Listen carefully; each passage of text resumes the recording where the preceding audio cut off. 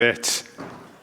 Wel, dewch i ni wrando yn gyntaf ar y darlleniad y bore yma sy'n dod o llyfr yr Actau, pennod 3, adnod 12 i 19, a mi fydd y geiriau ar y sgrin.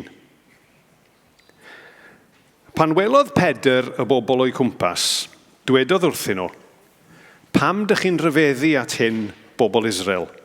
Pam syllu arno ni, fel petai gynno ni'r gallu yno ni'n hunain i wneud i'r dyn yma gerdded? Neu fel tasen ni'n rhyw bobl arbennig o ddiwiol? Dyw sydd wedi gwneud y peth. Dyw Abraham, Isaac a Jacob. Dyw ein cyn-deidiau ni. Gwnaeth hyn i anrhydeddu ei was Iesu. Yr Iesu wnaethoch chi ei drosglwyddo i'r awdurdodau Rufeinig i gael ei ladd. Yr un wnaethoch chi ei wrthod pan oedd Peilat yn fodlon ei ryddhau. Gwrthod yr un glân a chyfiawn a gofyn iddo ryddhau llofrydd yn ei le. Ie, chi laddodd awdur bywyd. Ond dyma Dyw yn dod ag e nôl yn fyw, dyn ni'n dystion i'r ffaith. Iesu roddodd yn erth i'r dyn yma o'ch blaen chi gael ei echau. Enw Iesu, a'r ffaith yn bod ni'n credu ynddo, sydd wedi wneud yn iach o flaen eich llygaid chi. Frodyr a chwiorydd, dwi'n gwybod eich bod chi ddim yn sylweddoli beth oeddech yn ei wneud, ac mae'r un peth yn wir am eich arweinwyr chi. Ond dyma, sut wnaeth Dyw gyflawni beth oedd y proffwydi wedi dweud fyddai'n digwydd i'r Meseia, sef bod rhaid iddo ddioddef. Felly, trowch gefn ar eich pechod, a throi at Dduw, a bydd eich pechodau chi yn cael ei maddau. So dyna'r darlleniad, a dyn ni yn y gyfres yma nawr yn dydyn rhwng y Pasg a'r Pentecost, a'r thema ydy bywyd newydd. Nawr yn y neges gyntaf, falle bod chi'n cofio bythefnos yn ôl, nath Rhys sôn am y gobaith sydd yn dod yn sgil at gyfodiad Iesu. A nath e gyffwrdd yn dod o'r ffaith bod bywyd yn medru bod yn anodd. Dyn ni'n gwybod hynny, rhai o'n chi'n gwybod hynny llawer gwell na fi o brofiad. Na bywyd yn mynd i fod yn eithriadol o anodd. Ond yr addewid yna bod Dyw gyda ni, yn cydymdeimlo gyda ni, ac yn sychu yn dagre ni. Yn crio gyda ni ac yn sychu yn dagre ni pan dyn ni'n mynd trwy pethau anodd. A wedyn wythnos dwytha, nath Trey edrych ar hanes Thomas yn do, ar ôl i Iesu atgyfodi. A Iesu yn trin a Thomas mewn ffordd tyner iawn ac yn ateb i anghenion e. Bod e'n rhoi nerth i ni gerdded drwy bywyd, hyd yn oed pam dyn ni'n ame pethau. A mae hwnna yn neges werthfawr. Nawr, wrth i ni barhau yn y gyfres yma, dyn ni troi at yr adnodau yna nes i ddarllen. Nawr, wrth gwrs, un peth sy'n amlwg o'r darlleniad yw, mae'n rhywbeth pwysig newydd ddigwydd, yn does. A mae'r rhywbeth pwysig sy'n newydd ddigwydd ydy bod Pedr ac Ioan wedi mynd i'r deml, a maen nhw wedi iachau rhywun. Nawr, dwylo i fyny pwy sy'n cofio'r gan oedden ni'n arfer canu am hyn pan oedden ni'n iau. Come on, nawr. Ie, go on ten. Dyn ni'n mi ganu e? Rai, y geiriau oedd, aeth Pedr ac Ioan i'r dydd yn deml yn llawn hyder ffydd i alw ar enw gwaredwr y byd i ddiolch am aberth mor ddrud. A ydych chi'n cofio'r cytgan? Dawnsio a neidio am ôl i Dyw. Chi'n cofio hwnna? Chi'n cofio? Ie. Silver and gold a fain yn, dwi'n meddwl, ydy yn y Saesneg. Aeth dan disgrifio'r dyn wedi cael ei achau. No, mae'r generation ifanc yn mynd, what's he on about? What's he on about? Google it. Mae'n bound o fod yn rhywle. Bydd YouTube yn rhywle. Oedd e'n big thing pan oedden ni'n iau. Okay? Aeth dan rodio a meidio am ôl i Dyw. Rodio a neidio am ôl i Dyw. Yn enw Iesu Grist o Nazareth, saf ar dy draed, geiriau Pedr i'r dyn. So, dyn ni'n cychwyn efo'r digwyddiad yma. Y digwyddiad rhyfedd yma. Pedr ac Ioan yn ddiddorol iawn ar ei ffordd i'r deml. Nawr, cofiwch, Iddewon oedd nhw hyd yn dyfe. Oedd yr Iddewon dal i fynd i'r deml. Mae'n ddiddorol yn dydy, achos chymod y cyfnod yma ar ôl y Pasg a cyn y Pentecost, oedd e'n adeg rhyfedd i'r disgyblion yn doedd. Ond be oedden nhw'n neud, oedden nhw'n neud be oedden nhw'n arfer neud i fod yn agos at Dduw. A mae yna wers i ni fyna. Gnewch be ydych chi'n arfer neud i ddod yn agos at Dduw, hyd yn oed pan mae pethau yn anodd. A mae yna ddyn yn dod, a dyn ni'n darllen bod y dyn ddim wedi gallu cerdded erioed. A bob dydd oedd yn cael ei gario at y deml a'i osod yna mwyn gofyn am arian. A wedyn dyn ni'n cael yr geiriau enwog yma gan Pedr. Does gen i ddim arian i'w roi i ti, silver and gold have I none, ond cei di beth sydd gen i i'w roi. Dwi'n deud hyn gydag awdurdod Iesu y Meseia o Nazareth, cod ar dy draed a cherdda. A mae'n digwydd. A mae'r digwyddiad yn rhyfeddol. A mae'n atgoffa ni o un o addewidion Iesu Grist i'w ddilynwyr yma, un dyn ni'n aml yn anghofio. Yn Ioan, pennod 14, dyn ni darllen Iesu yn deud hyn. Credwch chi fi, bydd pwy bynnag sy'n credu yno fi yn gwneud yr un pethau ag ydw i wedi bod yn gwneud. Yn wir, byddan nhw'n gwneud llawer iawn mwy am fy mod i yn mynd at y tad. A fyddwn ni'n meddwl fwy am y digwyddiad a'r dilyniant o'r digwyddiad mewn munud, ond dwi jyst eisiau ni aros efo un peth i ddechrau. Sylwch pwy sy'n yma. Okay? Dyn ni'n deud yr hanes o Pedr ac Ioan. Okay? Pedr ac Ioan di mynd i'r deml. Ond os newn ni jyst stopio am munud a meddwl am be oedd bywyd Pedr ac Ioan wedi bod fel dros yr wythnosau dwytha. Meddyliwch am y gwahanol brofiadau oedden nhw wedi cael. A oedden nhw wedi cael profiadau gwahanol iawn. Ioan oedd y disgybl ffyddlon yn dyfe. Ioan oedd yr un oedd wedi bod mor agos ag oedd e'n medru bod. Ioan oedd yr un oedd wrth y groes efo'r gwragedd. Oedd wedi bod yn ffyddlon, oedd wedi aros yn agos at Iesu. Ond Pedr wedyn ni, wedi bod ar yr roller coaster yma o emosiynau, dyfe. Pedr yn feiddgar i gyd yn deud, na i byth dadael di, na i byth troi dy gefn di. Pedr yn tynnu gleddif allan yn yr ardd ac yn taro gwas. A wedyn Pedr yn gwadu, yn cael ei herio gan rhyw ferch fach, ac yn gwadu, ac yn torri galon. Ond wedyn ni, Iesu yn ei alw fe'n ôl, yn dyner iawn, ac yn deud bugeilia fy nefaid, bugeilia fy ŵyn, ac yn y blaen. So fan hyn, mae gynnon ni'r ddau gymeriad hollol wahanol yna. Yr un solid, yr un dibynadwy yn Ioan, a'r un fwy chwit-chwat i fyny a lawr fath a Pedr. A mae'n neges yn fyna i ni, am yr amrywiaeth sydd o fewn teulu Duw. Dyn ni'n mi gyd yr un peth. Oedden ni'n trafod yn y grŵp cymuned yn y blaen, a sôn am ddywediad Dennis Young, Dyw ddim wedi gwneud postage stamps. Yna un o ddywediadau Dennis yn debyg. Dyn ni'n bobl amrywiol wedi cael profiadau amrywiol. Ond mae gynnon ni'r un peth yn gyffredin. Os dyn ni wedi ateb galwad Duw, mae bywyd newydd gynnon ni yn Iesu. A dyn ni'n dod at prif bwynt y neges. Mae yna wyrth di digwydd. A mae gwirthiau yn aml iawn yn cael ei disgrifio fel arwyddion a rhyfeddodau, signs and wonders. Rhyfeddodau achos maen nhw'n bethau anhygoel. Maen nhw'n bethau tu hwnt i bob reswm. Ond arwyddion achos i bod nhw'n pwyntio at rhywbeth.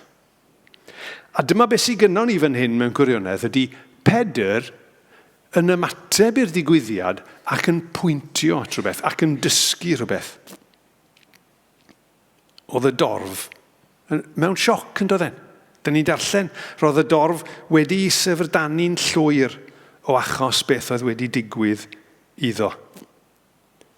A mae Pedr yn troi atyn nhw, a mae'n dweud, pam dych chi'n edrych arno ni?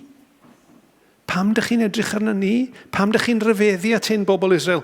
Pam syllu arno ni fel petai gynnon ni'r gallu ynom ni'n hunain i wneud i'r dyn yma gerdded, neu fel tasau ni yn rhyw bobl arbennig o ddiwiol? Duw sydd wedi gwneud y peth. O wedyn mae'n mynd ymlaen. Mae gynno fe gynulleidfa sy'n gwrando, ac mae'n mynd ymlaen, ac mae'n cynnig eglurder iddyn nhw am 4 peth. Mae'n cynnig eglurder iddyn nhw ynglŷn â gwaith Duw, am gyfrifoldeb dyn, am yr ymateb iawn, ac am bwysigrwydd enw Iesu. A dros y 4 peth yna, fyddwn ni'n edrych gyda'n gilydd y bore yma. Y pwynt cyntaf, gwaith Duw. Ymhellach ymlaen, y bennod nesaf, a fydd Rhys o bosib yn delio efo hyn mewn wythnos nesaf, dwi'n meddwl. Dyn ni'n darllen y geiriau yma. Enw Iesu y Meseia o Nazareth sydd wedi echau'r dyn yma sy'n sefyll eich blaen chi. Yr Iesu wnaethoch chi ei groesoelio, ond daeth Duw ag yn ôl yn fyw. Fel dwi wedi dweud, oedd rhywbeth goriwch naturiol wedi digwydd, oedd na ddyn oedd yn gloff ers iddo fe gael ei eni yn gallu cerdded. A oedd yn gallu dawnsio am yr dorf yn stynd. A mae Pedr yn deud, yn hollol eglur, bod e ddim byd i wneud efo nhw, ond mae gwaith Duw ydy e. Duw ei hun sydd wedi gwneud e. Duw ei hun sydd yn newid pethau. Dyn ni newydd fod yn dathlu'r Pasg, dyn ni wedi bod yn meddwl am yfyrio ar farwolaeth ac atgyfodiad Iesu Grist. A pan dyn ni'n meddwl am atgyfodiad Iesu, dyn ni'n clywed eto'r geiriau yna. Enw Iesu y Meseia Nazareth sydd wedi echau'r dyn yma sy'n sefyll y blaen. Yr Iesu wnaethoch chi ei groesoelio, ond daeth Duw ag yn ôl yn fyw. Be mae hwnna'n deud wrthyn ni? Be mae Pedr yn dysgu ni? Be mae'r Beibl yn dysgu ni yn fan hyn? Mae'n deud wrthyn ni na ddylen ni fyth anghofio fod gynnon ni Dduw ac arglwydd nerthol sydd yn medru newid pethau. Ond mae hefyd yn atgoffa ni, mae nid rhyw syniad i fyny'n yr awyr ydy'r ffaith yma bod gynnon ni Dduw nerthol. Ond mae hefyd yn atgoffa ni bod y nerth hynny'n medru bod ar waith mewn pobl. Oedd e ar waith y mywyd y dyn yma. Mae'n gallu bod ar waith yn ein bywyd ni. Os ewn ni ymlaen i'r llythyr at yr Efeiniaid, a fydd yr geiriau ar y sgrin, dyn ni'n darllen y geiriau hyn. Os ydy ysbryd yr un gododd Iesu yn ôl yn fyw, wedi dod i fyw yno chi, bydd e'n rhoi bywyd i'ch cyrff marwol chi hefyd. Dyna mae'r ysbryd glân sydd wedi dod i fyw yno chi yn ei wneud. So dyna di'r pwynt cyntaf. Mae ynglŷn â gwaith Duw. Gwaith Duw oedd be welson nhw, a gwaith Duw ydy pan mae'n wneud rhywbeth yn bywydau ni. Ac mae am i ni brofi hynny. Mae am i ni brofi grym yr atgyfodiad yn ein bywyd ni. Achos mae'r hanes yma, hanesion eraill yn y Beibl, a hanesion Cristnogion ar hyd y blynyddoedd, yn dangos lle dyn ni'n methu gwneud pethau, mae Duw yn medru. Sawl tro ydych chi wedi clywed rhywun yn sôn am bod nhw wedi cael anhawster i faddau i rhywun. Ond rhywsut, mae Duw wedi o'r nerth iddyn nhw wneud e. A mae yna bob math o enghreifftiau gwahanol. Mae Duw yn medru gwneud pethau sydd y tu hwnt i ni yn ôl ei ddoethineb a'i ras. Ef. A wedyn ni mlaen i'r ail bwynt, cyfrifoldeb dyn. A dyn ni'n cael y geiriau hyn. Ie, chi laddodd awdur bywyd, yr un wnaethoch chi ei wrthod pan oedd Peilat yn fodlon ei ryddhau. Nawr mae'r darn yma o'r bregaeth yn anodd. Oedd yn anodd i Bedr ac mae'n anodd i ni. Mae lot yn haws yn dydi, sefyll yn ffrynt a jyst sôn am cariad, am addeiant, a gobaith. A mae'r pethau mae gyd yn wir. Ond yn fan hyn, yn un o'r pregethau cyntaf gan y Cristnogion cynnar, mae yna her yma. Dyd i gwir, mae yna gyhuddiad yma, yn does? Ie, chi laddodd awdur bywyd, yr un wnaethoch chi ei wrthod pan oedd Peilat yn fodlon ei ryddhau. Mae Pedr yn deud, mae yna broblem. Mae'r bobl sy'n gwrando yn rhan o'r broblem, fel dyn ni yn rhan o'r broblem. Ac yn fan hyn, wrth gwrs, mae Pedr yn pwysleisio cyfrifoldeb penodol ar yr Iddewon, oherwydd mae efo'r Iddewon mae'n siarad. O ddim just bair Iddewon oedd hyn, nag yfe? Mae'n deud fod Peilat yn fodlon ei ryddhau, ond nath e ddim. Nath Peilat ddewis political expediency fysa nhw'n gael fe dyddi yma. Nath Peilat ddewis mynd efo'r dorf. Alle fe di deud na? Oedd gynnu fe hawl i ddeud na? Nath e ddim. Oedd Peilat yn euog. Oedd y milwyr yn euog. A mae'n arwydd cael yn dydi. Bod yna ddau grŵp o bobl, Iddewon a cenedl-ddynion, Iddewon a pobl o ddim yn Iddewon, i gyd yn euog. Mae yna gyfrifoldeb arno ni, a mae'n atgoffa ni ynglŷn beth sy'n gyrru hyn i gyd. Yn Rhufeiniaid, dyn ni'n darllen y geiriau hyn, mae'r un fath i bawb, am fod pawb wedi pechu, does neb wedi gallu cyrraedd safon berffaith Duw ar ei pennau ei hunain. A mae yna rhywbeth arall diddorol yn fan hyn, dwi'n gwybod os wnaethoch chi sylwi ar hyn. Mae Pedr hefyd yn cydnabod anwybodaeth y bobl ynglŷn â'r hyn oedden nhw'n wneud. Mae'n deud, dwi'n gwybod eich bod chi ddim yn sylweddoli beth oeddech chi'n ei wneud. Doedden nhw ddim yn deall gant y cant beth oedden nhw'n wneud, ond maen nhw'n dal yn gyfrifol, achos maen nhw wedi wneud y dewis anghywir yn y sefyllfa yna. A mae Pedr yn mynd ymlaen i esbonio.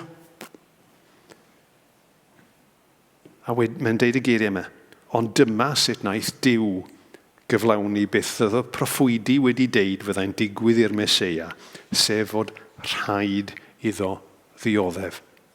So mae'n y gyfrifoldeb ar ddyn, mae dynion yn gwneud y peth wrong, fel dyn ni'n gwneud y peth wrong trwy'r amser, ond mae Duw rywsut yn cymryd hwnna ac yn dod ar beth allan ohono fe. Dwi'n yn gwybod os ydych chi'n cofio'r hanes ar ôl yr atgyfodiad, mae wedi digwydd cyn y darn yma o'r Beibl, ar ôl yr atgyfodiad mae'r ddau ddisgybl yma'n cerdded ar y ffordd i'r maes. A mae'n hanes bizar achos maen nhw'n cyfarfod Iesu, ond dyn nhw ddim yn ei nabod e. A dyn ni'n siŵr pam, falle bod e'n edrych yn wahanol ar ôl yr atgyfodiad, oedden nhw'n sicr ddim yn disgwyl i weld e. Dyn nhw ddim yn ei nabod e, ond mae'n dechrau sgwrs efo nhw, ac mae'n gweld i bod nhw'n drist. A mae'n gweld, pam? A maen nhw'n deud yr hanes am be oedd wedi digwydd i Iesu ac yn y blaen ac yn y blaen. A wedyn mae Iesu'n siarad efo nhw, a mae'n eistedd lawr efo nhw ar ôl cyrraedd y maes. A mae'n deud y geiriau hyn wrthyn nhw. Pam dych chi'n ei chael hi mor anodd i gredu'r cwbl ddwedodd y proffwydi? Mae'n nhw'n dweud fod rhaid i'r Meseia ddioddef fel hyn, cyn iddo gael ei anrhydeddu.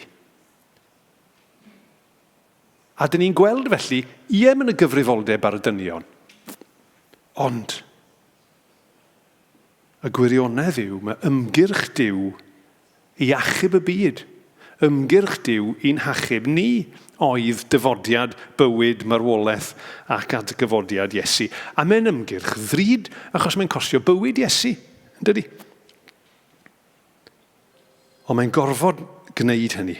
Achos fel addag Efa yn yr hanes gyntaf, dyn ni'n dieddol o wneud y dewis anghywir fel nath y bobl adeg y croesoeliad wneud y dewis anghywir. A dyn ni nawr yn sôn am y bywyd newydd. Ond mae'r bywyd newydd yn gorfod dechrau efo derbyn hyn a delio efo'r broblem. A wedyn dyn ni'n dod at y pwynt nesaf, sef yr ymateb iawn. A geiriau Pedr ydy, felly trowch gefn ar eich pechod a throi at Dduw.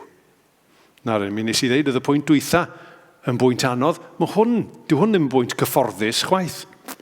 Achos un clistiau ni, mae sôn am bechod a troi cefn ar bechod ac edifarhau ac yn swnio'n hen ffasiwn iawn, yn dydi? Dwi'n yn neis sôn am bethau fel yna nawr. Dyn ni'n byw mewn byd lle mae gwirionedd pawb yn gyfartal, lle mae gwirionedd pawb yr un fath. Ac ar yr olwg gyntaf, mae hwnna'n swnio'n iawn, yn dydi? Ond be dyn ni'n deud pan dyn ni'n gweld bod gwirionedd un person yn deud bod e'n iawn iddo fyny rhywbeth drwg i berson arall? Beth bynnag ydy'r amgylchiadau, boed hwnna'n o hil wahanol neu oedolyn a phlentyn neu beth bynnag, ond i gwirionedd nhw yn mynd iawn. Ydy hwnna'n wirionedd sy'n gyfartal? Dyn ni'n byw mewn byd rhyfedd iawn. Yn ddiweddar, dwi wedi bod yn darllen llyfr o'r enw Live No Lies gan John Mark Comer. A trystiwch chi wedi John Mark Comer ddim yn hen ffasiwn. Mae pobl yn dieddol o gredu bod e out there chydig bach. Ynddi? Ond dydy e definitely ddim yn hen ffasiwn. Ond mae e'n delio efo'r peth. A mae'n deud fan hyn. Mae'n deud yn y llyfr, the problem isn't that we've been told lies, it's that we've been living them. The problem isn't that we've been told lies, it's that we've been living them. A o'n i'n deud, syniadau hen ffasiwn. Mae yn y llyfr yna, mae'n defnyddio'r hen syniadau Beiblaidd o y diafol, y cnawd a'r byd. Dyn ni wedi clywed y dywediad yna, y diafol, y cnawd a'r byd. A maen nhw'n swnio'n, hen ffasiwn iawn yn dydyn. Ond fe welwch chi ar y sgrin nawr be mae'n deud. Be mae'n deud ydy, mae syniadau twyllodrus yn chwarae ar yr awydd anghywir sydd yno ni, a wedyn mae'n mynd yn beth normal mewn bywyd, a mae'r peth yn mynd yn gylch. Syniadau twyllodrus y diafol yn chwarae ar yn awydd anghywir ni, y cnawd, yn cael ei wneud yn normal wedyn yn y byd. A dyna dyn ni'n gweld.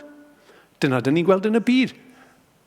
Ac os dyn ni'n onest, dyna beth dyn ni'n gweld yn y bywydau ni weithiau hefyd. Dyn ni'n dechrau meddwl y peth anghywir. A mae'r meddwl y peth anghywir yn deithio ni, mae'n oreit i fi wneud y peth ar peth felly. A wedyn dyn ni'n wneud y peth ar peth a mae'n dod yn normal. A wedyn mae'n haws tro nesaf. Ond mae Iesu Grist yn cynnig ffordd wahanol.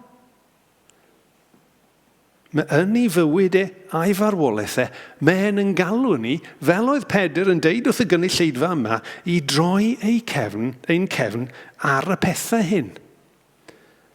Ac yn ei atgyfodiad ac yn waith yr ysbryd lân, mae'n cynnig y nerth i fyw yn wahanol, i dorri'r cylch yna. I fyw yn wahanol. Dyna'r rhan o waith yr ysbryd lân yn ein calonau ni, yn ein bywydau ni. Mae Iesu yn deud yn Ioan 16, pan ddaw, sôn am yr ysbryd lân, bydd yn dangos fod syniadau'r byd o bechod, cyfiawnder a barn yn anghywir. O bechod am ei bod nhw ddim yn credu yno fi. So dyna'r ymateb iawn. A mae Pedr yn gosod hyn o flaen y bobl sydd yn gwylio. A trwy'r gair, mae'n gosod hynna o'ch blaen chi a fi. A wedyn dyn ni'n dod i'r pwynt ola, sef pwysigrwydd enw Iesu. Enw Iesu a'r ffaith yn bod ni'n credu ynddo sydd wedi ei wneud yn iach o flaen eich llygaid chi. Mae Pedr yn deud mae yn enw Iesu mae'r wyrth wedi cael ei chyflawni. Geiriau Pedr i'r dyn cloff i hun oedd, dwi'n deud hyn gydag awdurdod Iesu y Meseia o Nazareth, cod ar dy draed a cherdda. Ond beth mae yn enw Iesu yn golygu?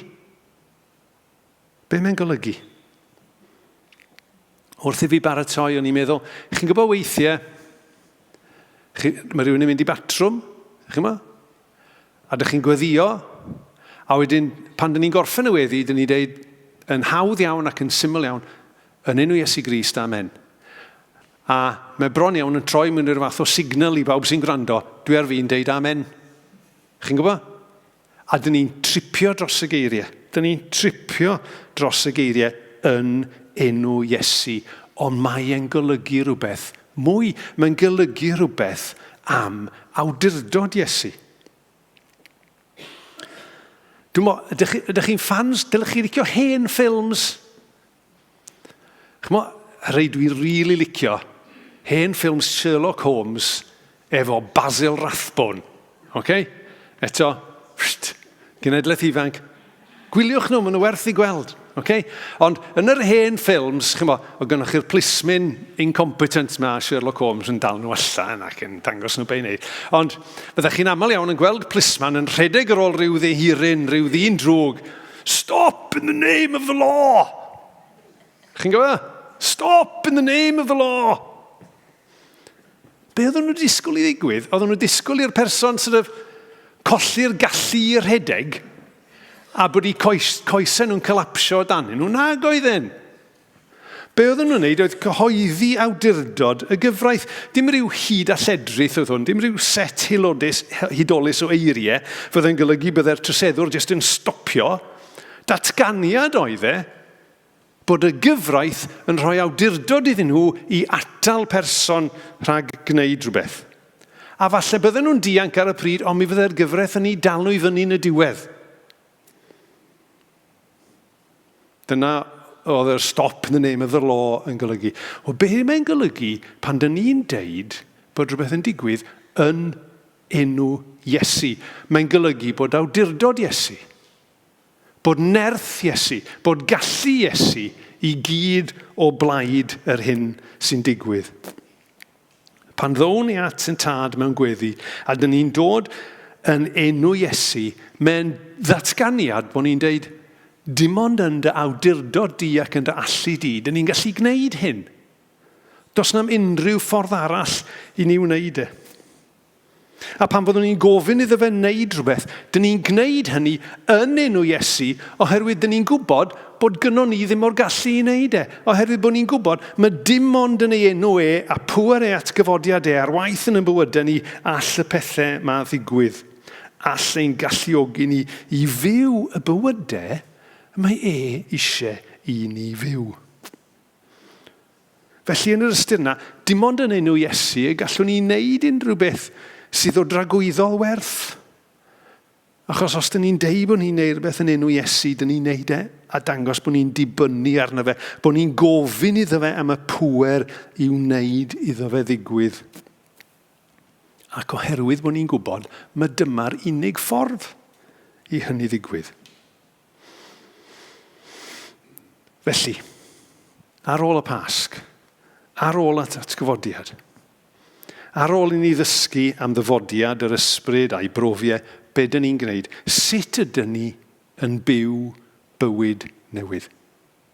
Sut ydyn ni yn byw y bywyd newydd yma? Mae wedi ein gwahodd ni iddo fe. Dewch i ni atgoffa'n hunain o'r prif bwyntiau eto. Dyn ni'n cofio yn y lle cyntaf, mae gwaith Duw ydy. Duw sy'n medru newid sefyllfaoedd, Duw sy'n medru ei newid ni. Dych chi'n mynd yn rwystredig weithiau, bod chi ddim yn gallu newid? Dwi yn. Dwi ddim yn gallu newid fy hun, nagdw? Ond dim ond Duw sy'n gallu gwneud hynny. Dyn ni'n atgoffa'n hunain am yn cyfrifoldeb ni. Mae'n y gyfrifoldeb ar ddyn. Weithiau dyn ni ddim yn deall pethau gant y cant, ond mae'n y gyfrifoldeb arno ni. Dyn ni'n gyfrifol am y dewisiadau, hyd yn oed os nad dyn ni'n deall nhw yn iawn. A mae'n y ymateb iawn. Mae'n y ffordd iawn i ni ymateb. A'r ymateb iawn i mi droi at Dduw. A gofyn am fyddeiant. Nath William Williams Pantycelyn ganu ar faddeiant rwyf yn byw. Dyna'n hanes ni'n dy fe. Dyn ni'n byw, dyn ni'n wan, dyn ni'n methu, dyn ni'n neud camgymeriadau. Dyn ni'n byw ar faddeiant Duw. Ond mwyn cael hynna, mae rhaid ni ofyn, mae rhaid ni droi ato fe. A pan dyn ni yn troi ato fe, mae rhaid ni gofio pwysigrwydd enw Iesu. Ym mhob dim, dyn ni'n ymddiried ddim yn unrhyw beth sydd yno ni, ond yn enw Iesu. Yn yr hyn yma wedi wneud, a'r hyn yma yn gwneud, yno ni a thrwom ni.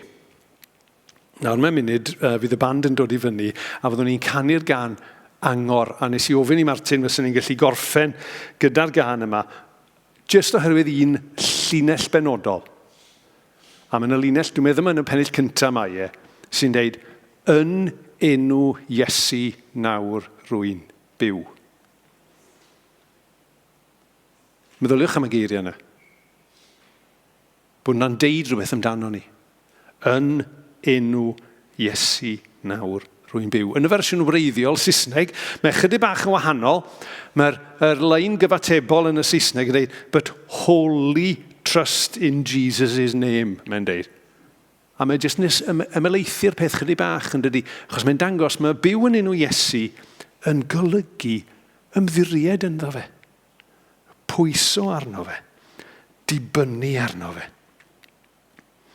Felly ar ddiwedd yr oedfa yma, ac wrth i ni feddwl rhwng y Pasg a'r Pentecost am y bywyd newydd yma, dewch i ni fyw yn enw Iesu. Dewch i ni ymddiried yn llwyr ynddo a'i ddilyn. Amen.